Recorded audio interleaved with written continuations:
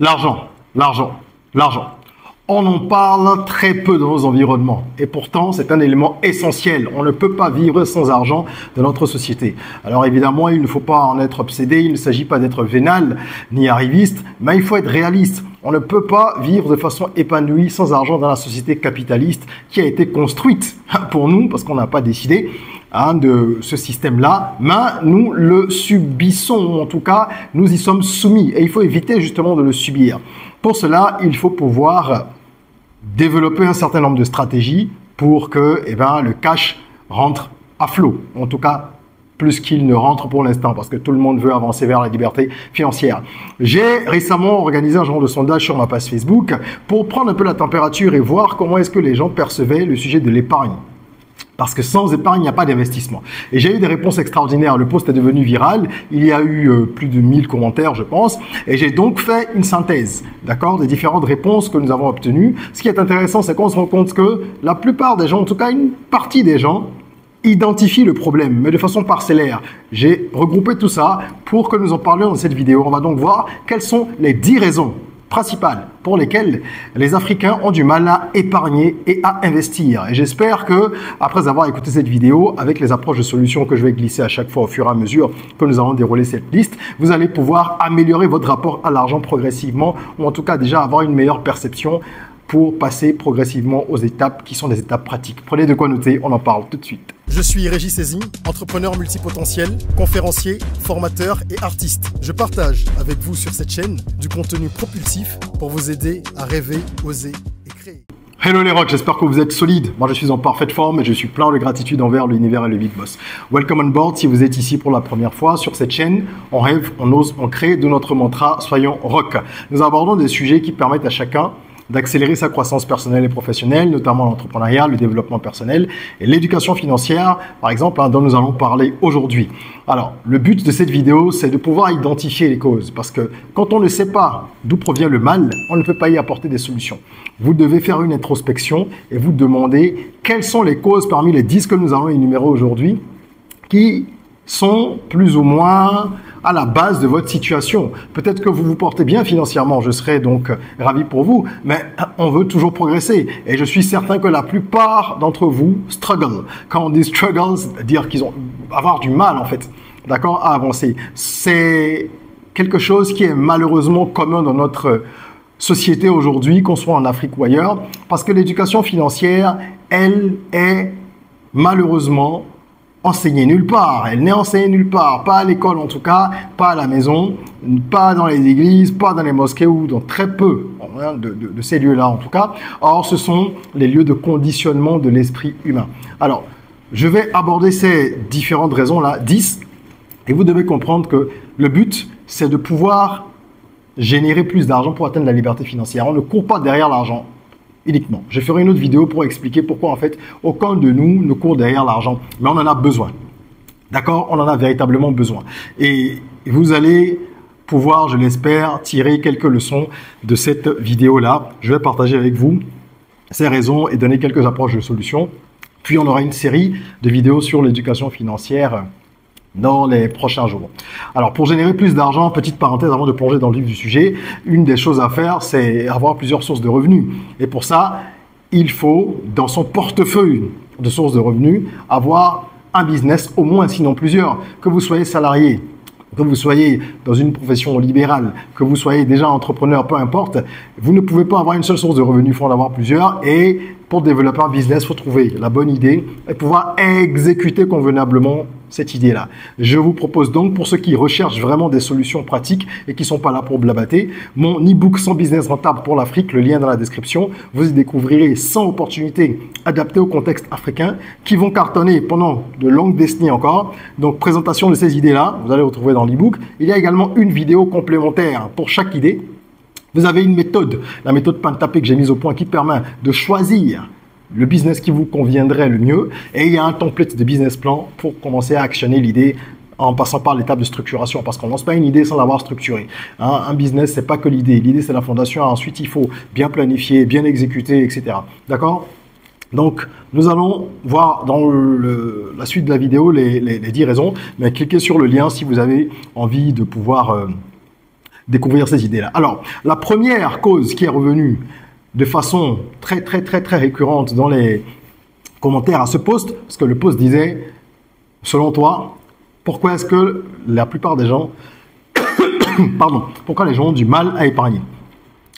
Eh bien, première cause, revenus trop faibles par rapport aux charges. Ça, c'est revenu très souvent. Quand je dis première cause, c'est pas en ordre décroissant ou croissant.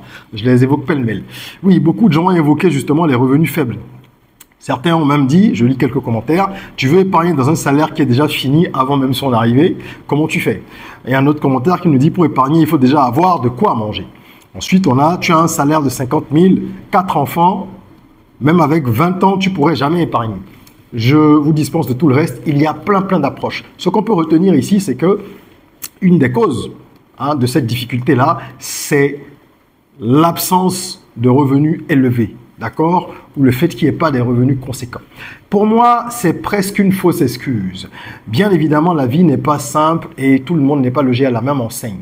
Ceux qui n'ont pas de revenus, c'est autre chose. On leur souhaite de pouvoir trouver une activité, soit un travail, soit de pouvoir créer une activité qui va prospérer. Mais dès que vous avez déjà une activité, quel que soit votre niveau de revenu, vous devez apprendre à vous payer en premier. Se payer en premier, c'est prélever sa part d'épargne, qui va être de 20% ou plus, ça dépend des gens. Il y a des règles qui existent pour ça. C'est très difficile, je le conçois. Quelqu'un qui a 50 000 et 4 enfants, c'est extrêmement complexe parce qu'il ne vit pas, il ne survit même pas. Peut-être que tous les mois, il doit s'endetter.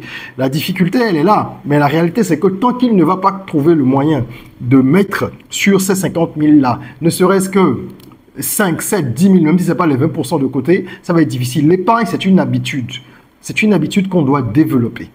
Et le salaire ne suffisant pas, il faut rapidement trouver des activités à côté. Si je prends le cas du digital, c'est un secteur dans lequel, avec quasiment zéro revenu, lorsqu'on a un téléphone, une connexion Internet, on peut essayer certains business qui ne sont pas coûteux. Je ne vous dis pas d'aller faire du dropshipping où il faut investir je ne sais pas combien de milliers d'euros pour démarrer, mais il faut cette volonté-là déjà de se lancer. Je ne vais pas être trop long sur chaque raison parce qu'on va revenir en détail sur chacune d'entre elles. Donc les revenus faibles, oui, c'est une des raisons pour lesquelles les gens ont du mal à épargner, mais il faut que chacun se discipline, se responsabilise et essaye de gagner davantage en trouvant des opportunités qui permettent de développer des sources de revenus sans investir ou en investissant très peu. La deuxième cause qui est revenue souvent, c'est justement le fait de vivre au-dessus de ses moyens. Et ça, vous le savez, c'est très fréquent que les gens aient un salaire très élevé ou un salaire véritablement comprimé, on se retrouve dans les mêmes situations. 99% des gens vivent au-dessus de leurs moyens. Pourquoi? À cause de la pression sociale en grande partie. Les achats d'impulsion, par exemple, ou simplement une certaine forme d'insouciance. Voilà un commentaire qui me dit, pour épargner, il faut faire des sacrifices. Je veux dire, refuser la consommation d'aujourd'hui, les dépenses impulsives. La difficulté vient du fait que nous tombons dans le conformisme et on veut faire comme les autres. Eh bien oui, c'est ça. Ça, c'est un problème. On veut avoir la même paire de chaussures que les autres parce qu'elle est à la mode. On veut aller dans les mêmes restos. On veut pouvoir s'offrir ceci ou cela. Vous devez savoir qu'à chaque niveau correspond un certain type d'attitude. Ne vous embarquez pas dans ce flot-là qui consiste à faire comme les autres. Puisque la plupart des gens vivent au-dessus de leurs moyens, 99%. Si vous faites comme les autres, c'est que vous allez vivre au-dessus de vos moyens. N'essayez pas de copier, d'acheter une moto parce que quelqu'un en a acheté une, parce que le cousin a fait ci, a fait ça. Vous n'êtes en compétition avec personne. Et la société de consommation vous fait croire que vous avez besoin de certaines choses, alors que ce ne sont pas des besoins, ce sont des plaisirs, en grande majorité. Je suis un homme de marketing, entre autres. Donc, je sais de quoi je vous parle quand je vous dis que les marques, elles ont un seul but, de vous faire dépenser et elles feront tout et n'importe quoi pour vous vider les poches. C'est à vous de vous discipliner. Le jugement des autres, voilà, on me dit dans un commentaire. À cause du jugement des autres, si je ne suis pas bien logé, bien habillé, marié, etc., qu'est-ce que mon entourage et même mes propres parents diront ? Pression sociale, vous voyez ça? Du coup, ils se lancent dans des dépenses inutiles, etc., sans économie. Donc, vous dépensez le peu que vous avez, ou même si c'est beaucoup, peu importe, sans prendre la peine d'épargner pour ensuite investir, et même épargner pour les jours difficiles. Je me souviens avoir dit une fois qu'on ne peut pas se permettre d'acheter une bière par jour quand on n'a pas un salaire élevé. Je mets même de côté les problèmes de santé, chacun fait ce qu'il veut. Mais même si vous avez des revenus plus ou moins constants, c'est quand même triste de mettre 600 francs CFA si je prends le prix moyen ou le prix des bières les moins chères. dans certains pays d'Afrique de l'Ouest, les moins chers, hein, mais x 30, c'est déjà 18 000 sur le mois. Sur une année, vous êtes à plus de 200 000 francs CFA. Imaginez ce que vous pourriez essayer de faire avec cet argent. Il n'y a pas d'investissement garanti, mais vous pourriez essayer. Donc ça, c'est une cause qui est très fréquente. Hein, des gens ont dit à cause de femmes claires, bière, jouissance immédiate, etc. Il y avait des commentaires plus ou moins marrants. Et j'ai également eu des commentaires intéressants. Voilà une personne qui dit, avec un salaire pour 4, nous, un seul salaire pour 4 personnes, nous épargnons entre 300 et 600 euros par mois. D'accord? Parce qu'on essaie d'éviter tout ce qui va être drogue, fait de boire, de fumer, c'est ce que la personne dit, hein, sans oublier que beaucoup vivent au-dessus de leurs moyens. Voilà, c'est la même chose, les crédits et tout ça. Donc, faites attention, essayez d'analyser les choses pour voir si vous êtes dans ce cas-là, pour rapidement régler la situation. Pour commencer au moins dans la prise de conscience à réfléchir à la suite. Troisième raison fréquente, le coût de la vie. Alors, le coût de la vie, oui, il y a une inflation qui fait que tous les ans, la vie coûte un peu plus cher. Donc, si vous n'avancez pas et que vous avez une inflation de 3-4%, qui est une inflation modérée, on a eu des années à 6-7% si je ne me trompe pas, il n'y a pas longtemps avec le Covid, vous imaginez au bout de 10 ans, le prix des différentes denrées alimentaires et des produits de première nécessité, de tout ce qu'il faut, a augmenté de quasiment 50%. Comment vous faites si vous n'avez pas plusieurs sources de revenus, que vous ne savez pas vous discipliner? Vous faites comment? Ça augmente, vous n'avez pas de source de revenus, vous avez le même salaire, vous êtes foutu. Donc, vous devez également résoudre cette situation-là. Quatrième raison évoquée est revenue souvent, la famille et les obligations sociales. Alors, plusieurs personnes ont dit, oui, on doit aider les uns et les autres en Afrique, on s'entraide. Et lorsque vous avez, par exemple, bénéficié de l'aide de certains, hein, dans ce commentaire, c'est ce qu'on dit, lorsque vous avez bénéficié de l'aide des uns et des autres pour avancer, vous ne pouvez pas dire non à votre tour pour les aider. Alors, il ne s'agit pas de dire non. La charité, c'est important. Dans ma conviction, d'un point de vue spirituel, d'un point de vue humain, c'est important. Mais il faut aider dans la mesure de ses moyens. Et il faut savoir, en fait, mettre des limites et se dire, si je veux consacrer 10% de mon budget à la charité, peut-être que vous donnez la dîme, peut-être que vous faites ci, vous faites ça, c'est à vous de voir. Mais une personne qui gagne 100 000 ne peut pas se dire qu'elle va donner la dîme de 10% parce qu'elle sait imposer cela et en même temps donner quasiment 20% de son salaire à des proches, etc. Non, il faut se mettre des barrières. Lorsque vous aurez atteint un certain équilibre, vous pourrez faire preuve davantage de largesse. Donc bien sûr, on va vous traiter d'avare, on va vous traiter de tous les noms d'oiseaux si vous ne dépensez pas tout votre argent quand on vous le demande. Mais il faut choisir entre supporter les colibés pendant quelques années et ensuite pouvoir aider davantage les gens ou alors les aider sans jamais pouvoir avancer toute sa vie, tout en étant toujours critiqué, parce que quoi que vous fassiez, les gens trouveront toujours que ce n'est pas suffisant. Donc faites attention, tout ce qui est pression sociale, obligation sociale, pardon, aller aux fêtes, ce qu'on appelle les agorobénas, c'est les cérémonies tous les week-ends, il y a un baptême, il y a un enterrement, il y a les 40 ans de décès de telle personne, et on y va, on dépense du carburant, on achète du tissu, on le coud, on se déplace, on amène une enveloppe, etc. On ne peut pas faire ça tous les week-ends, il faut que les gens se disciplinent. C'est très important. Ok. Cinquième raison, le défaitisme. Alors ça, j'ai beaucoup vu ça dans les commentaires aussi. Le défaitisme et la résignation. Voilà un commentaire, par exemple, que je vous lis. De toute façon, il n'y a rien à épargner. Ah, bon. Ou on te dit, comment tu veux épargner quand l'argent est déjà terminé avant que tu ne reçoives le salaire. Si vous êtes déjà dans un état d'esprit défaitiste, alors on ne peut rien pour vous. Tout commence dans la tête. La vie est complexe pour tout le monde. Mais si vous passez votre temps à vous dire que c'est impossible, ça le sera. Il faut partir du principe que vous pouvez le faire. Et essayez de voir si vous avez besoin de motivation, de regarder autour de vous, que ce soit dans votre entourage local ou à travers des exemples qu'il y a sur Internet, des gens qui sont vraiment partis de rien, pas forcément aux États-Unis ou ailleurs, même ici. Je pense qu'il y a le livre de Roberto Camiana, si je prononce bien, j'espère que je ne l'écorche pas son nom, La chèvre de ma mère ou de ma grand-mère, je ne sais plus exactement, dans lequel il explique comment il est parti de rien. Et il raconte étape par étape, en détail, comment il a pu avancer. Il n'est pas le seul, il y a plein de gens. Donc, inspirez-vous de ces personnes-là, ne soyez pas défaitistes. Quand on se dit, oh, c'est pas la peine, de toute façon, je ne vais pas y arriver, on ne peut pas, c'est l'État, c'est ci, c'est ça. Je mets cette raison-là dans la case de la déresponsabilisation. Toujours jeter la faute sur les autres, rejeter le tort sur les autres et se dire, moi, je peux rien, la situation est ainsi, et donc, on n'y peut rien. On va avancer comme ça. Le travail sur le mindset est important. C'est pour ça que moi, je fais le maximum à mon niveau pour essayer d'impacter l'état d'esprit des uns et des autres. Sixième cause, le manque de discipline et les mauvaises habitudes financières. Tout ça, ça fait partie de ce qu'on appelle la vision floue de l'avenir. d'accord? Vous n'avez pas de discipline, vous ne prélevez pas votre part d'épargne, vous ne vous payez pas en premier. Épargner, c'est ça, hein? C'est se payer en premier. Dès qu'on reçoit 100 francs, se dire j'enlève 20 francs, j'enlève 25 francs, j'enlève 30 francs, etc. Vous ne faites pas ça. Vous commencez parfois à épargner parce que vous avez un sursaut de conscience et vous le faites 2-3 mois, à un moment vous arrêtez pendant 6 mois, puis par acquis de conscience, vous culpabilisez, vous revenez le faire un mois, vous repartez dans vos délires. Non, ça marche pas comme ça. L'instabilité, ça ne fonctionne pas dans l'éducation financière. Il faut avoir de la discipline. C'est pas simple, mais il faut s'entraîner. Et quand vous n'avez pas de vision claire de l'avenir, justement, vous ne pouvez pas avoir de discipline. C'est lorsqu'on a un objectif précis que l'on a le courage de se discipliner, ou au moins qu'on essaye. Quand on n'a pas d'objectif et qu'on se laisse vivre, comme malheureusement beaucoup de gens, ben pourquoi est-ce que vous voulez vous discipliner? Pourquoi les gens prendraient la peine de se priver aujourd'hui pour pouvoir récolter demain s'ils n'ont pas de but?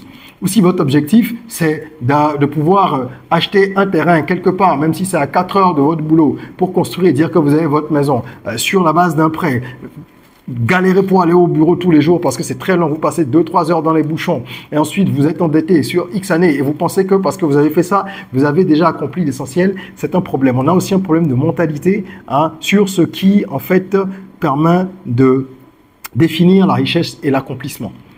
Donc ça, c'est un vaste programme, nous y reviendrons.